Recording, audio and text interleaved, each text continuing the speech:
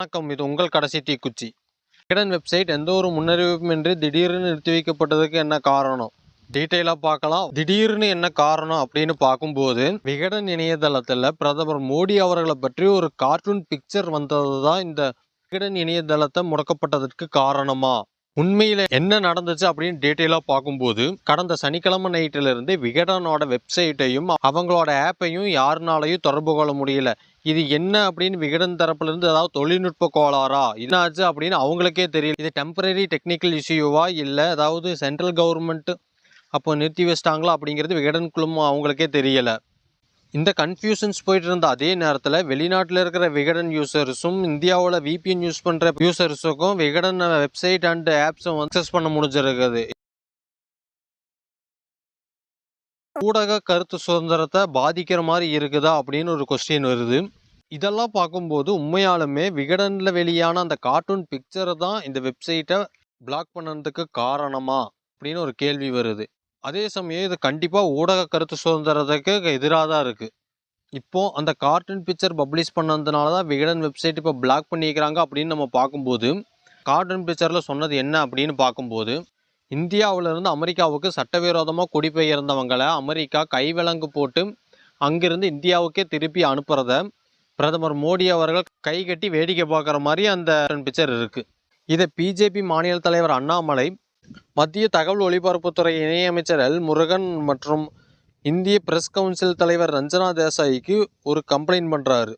Complaint பண்ண அதே night Vikatan app and Vikatan வெப்சைட்டை அவங்க பிளாக் பண்ணுறாங்க.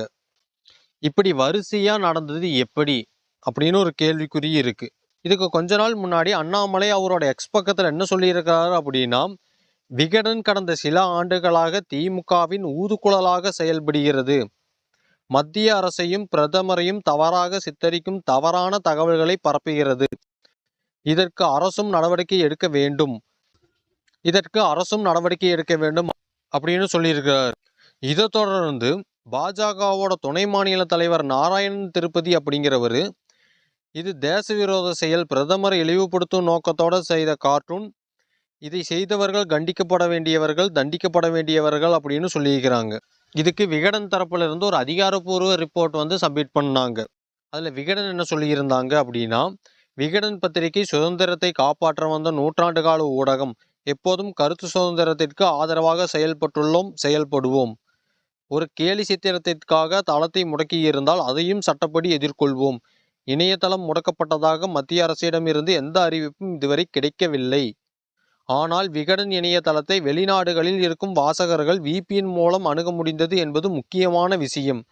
ஏன் இப்படி VPN மூலமாக அதில் அணுக முடிஞ்சது அப்படிங்கிறது முக்கியமான விஷயம் அப்படின்னு சொல்கிறாங்கன்னா, பேன் பண்ணது சென்ட்ரல் கவர்மெண்ட்டா இல்லை பிஜேபியா?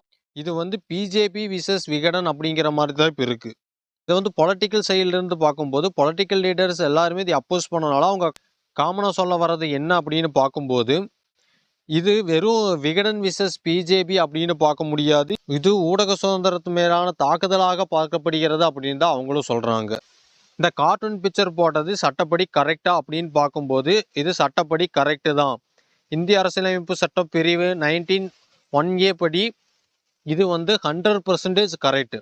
இப்படி ஒரு கார்ட்டூன் பிக்சர் போட்டு அது தப்பு அப்படின்னு ஒரு கம்ப்ளைண்ட் பண்ணி ஒரு சில மணி நேரத்துக்குள்ளாரையே அந்த வெப்சைட்டவே அவங்க முடக்கினாங்க அப்படின்னா, இப்படி ஒரு புகார் கொடுத்து ஒரு சில மணி நேரத்துக்குள்ளாரையே திடீர்னு முன்னறிவிப்பு இல்லாமல் ஒரு வெப்சைட்டை அவங்களால முடக்க முடியும் அப்படின்னா, வருங்காலத்தில் அனைத்து பத்திரிகைகளுக்குமே இது மாதிரி இவங்க பண்ணனாங்க அப்படின்னா ஒரு கருத்து சுதந்திரம் இல்லை ஊடக சுதந்திரம் அப்படிங்கிறது இது மாதிரி கம்ப்ளைண்ட் கொடுத்து ஒரு சில மணி நேரத்துக்குள்ள ஒரு ஊடகத்தோட ஒரு வெப்சைட்டை அவங்க நிறுத்தி வைக்க முடிஞ்சது அப்படின்னா, வருங்காலத்தில் இது மாதிரி பல ஊடகங்களோட கருத்து சுதந்திரத்தை பறிக்கிற மாதிரி இருக்கும் அப்படின்னு இந்த நிகழ்வு இப்போ பார்க்கப்பட்டாலும், இந்த இன்சிடெண்ட்டை நீங்கள் எப்படி பார்க்குறீங்க? உங்களோட கருத்துக்களை கமெண்ட்ஸில் சொல்லுங்கள். மறக்காமல் சப்ஸ்கிரைப் பண்ணுங்கள். இது உங்கள் கடைசி தீக்குச்சி.